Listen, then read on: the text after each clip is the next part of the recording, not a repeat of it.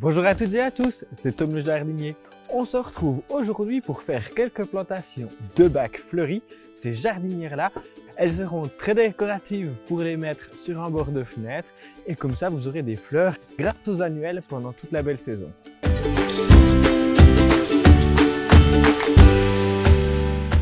Au jardin, on a deux catégories de plantes, les bisannuelles et les annuelles. Les annuelles fleurissent dès le mois de mai jusqu'aux premières gelées et on pourra les remplacer par des bisannuelles qui fleurissent à l'automne jusqu'à peu près au milieu du mois de mai suivant. Moi, j'opte toujours pour quelques jardinières sur mes rebords de fenêtre. Franchement, c'est assez décoratif, on se protège aussi un petit peu du voisinage et on peut avoir ainsi un petit peu de vie, quelques insectes sur nos balcons et nos rebords de fenêtre. Ici, j'ai choisi les Angelonia pour donner un petit peu de la hauteur à mon bac. J'ai aussi choisi cette Euphorbe avec la variété Diamond Frost qui avait vraiment plein de petites fleurs blanches et ça va apporter beaucoup de subtilité, un truc un petit peu plus aérien. Une deuxième Angelonia avec cette fois-ci des fleurs un petit peu plus violettes et un Skyvola pour avoir un petit peu un côté retombant dans les nuances du blanc. La première chose à faire, c'est évidemment déjà d'arroser toutes nos plantes parce qu'on ne plante jamais une plante qui a soif. On risquerait de faire un système d'osmose inverse. Je vous expliquerai peut-être ça dans une prochaine vidéo. C'est un phénomène qui risque de faire crever encore plus votre plante de soif. Ensuite, on veille à ce que notre jardinière soit bien perforée pour éviter les excès d'eau. On va bien arroser ces plantes parce qu'elles sont en bac. On arrosera si possible au pied des plantes pour éviter d'arroser le feuillage. Et comme ça, on peut aussi éviter l'excès d'humidité. Mais ces trous, je vais les reboucher grâce à des tessons. Là, ces tessons, ils ne vont pas les rendre complètement imperméables. L'idée, c'est de laisser passer l'excès d'humidité sans pour autant que le terreau ne s'enfuit. Ça n'empêche pas que je vous conseille tout de même de mettre une assiette sous votre bac pour éviter de refaire le crépi. Ensuite, je vais mettre un bon terreau universel, environ 4-5 cm au fond de mon bac pour éviter d'avoir les racines de mes plantes en pot directement au contact avec la poterie. On trouve toutes sortes de pots en jardinerie. Moi, je vous conseille soit les pots en terre cuite, soit les pots en plastique munis d'une double paroi, si possible des écoplastiques, des plastiques recyclés, etc. pour être un petit peu plus vertueux. J'évite tout de même les plastiques noirs ou les plastiques foncés. Ils peuvent très facilement chauffer avec le soleil. On risque comme ça d'avoir des plantes qui risquent d'avoir excessivement soif. Et je vous conseille vraiment soit les doubles parois ou les réserves d'eau pour avoir des plantes qui ne crèvent pas de soif. Maintenant que j'ai mis mon fond de terreau, je vais disposer mes plantes. Alors, le Skyvola, je vais le mettre sur le côté pour avoir son effet retombant au maximum. Ensuite, je vais mettre une Angelonia. Ensuite, mon Euphorbe, je vais essayer de bien serrer tout ça dans ma jardinière pour avoir un effet fleuri dès à présent. Et pour terminer, ma dernière Angelonia. Alors, c'est un petit peu dense, mais je vais planter mes plantes un petit peu sur le côté pour qu'elles puissent maximiser leur espace. Maintenant que je les ai disposées, je peux les retirer de leur pot.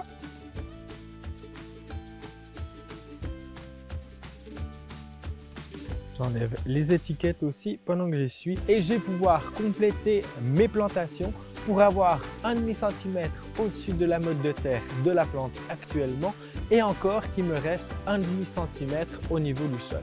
Donc on va combler avec un bon terreau universel. Vous pouvez aussi prendre un terreau pour plantes fleuries, garder tout de même sa composition, mélanger peut-être un engrais longue durée à l'intérieur. On peut trouver même des engrais biologiques. Je vous les conseille vraiment, un engrais longue durée pour la plantation. Et là, je vais faire partir mes plantes légèrement sur le côté pour donner encore plus de volume à ma jardinière qu'elle en a.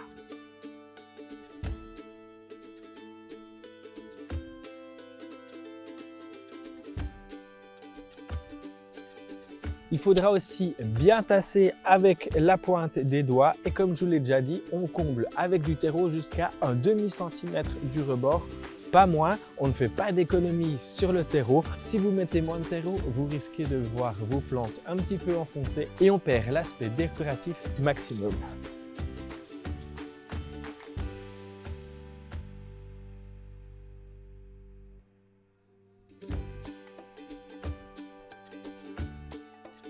Et voilà, ma jardinière est terminée. Avant que je vous donne tous mes conseils pour l'entretien, parce que l'entretien est aussi important, n'hésitez pas à vous abonner à ma chaîne YouTube et activer la petite cloche. N'hésitez pas non plus à mettre le petit pouce en l'air si vous avez apprécié ma vidéo.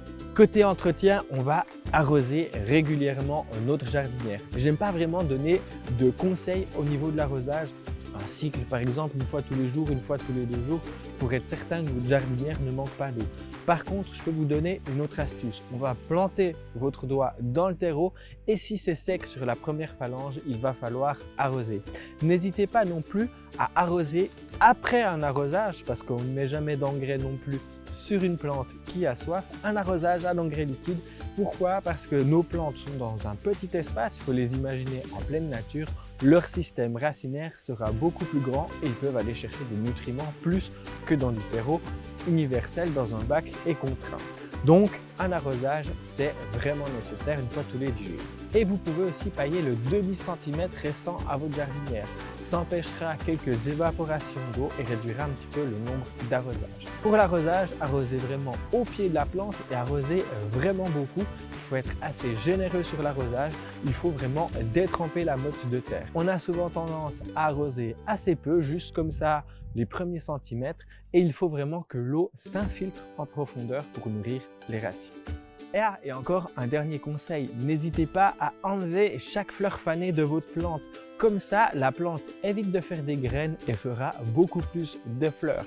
C'est comme ça qu'on a vraiment des jardinières bien fleuries sur les rebords de fenêtres. Voilà, vous savez maintenant comment faire une jardinière fleurie. N'hésitez pas à varier avec des couleurs, n'hésitez pas à varier avec bon nombre d'espèces de végétaux. On prend souvent les annuelles pour les jardinières estivales et n'hésitez pas à faire vos achats dans une jardinerie pour trouver un large choix de plantes. Nous on se retrouve tout bientôt pour une prochaine vidéo. D'ici là, bon jardinage. Ciao jeunes pousses.